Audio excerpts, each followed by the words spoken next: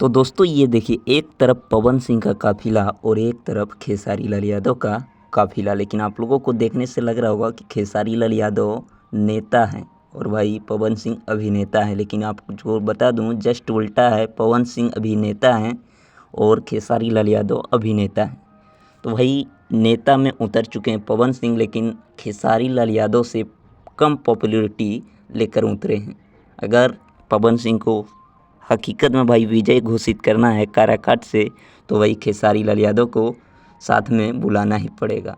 और अभी तक पवन सिंह ने खेसारी को नहीं बुलाया और पूरा उम्मीद है कि खेसारी लाल यादव को बुलाएंगे तो खेसारी लाल यादव पवन सिंह का साथ ज़रूर देंगे। और बहुत जल्द देखिएगा रोड शो करते हुए नजर आएंगे खेसारी लाल यादव और पवन सिंह एक साथ। जैसा कि आप लोग देखें जीवन यादव जी के नॉमिनेशन में किस तरह का माहौल बना दिया पूरा सिवान में, ये खेसारी लाल यादव का जलवा है। मिलते हैं फिर नेक्स्ट वीडियो में।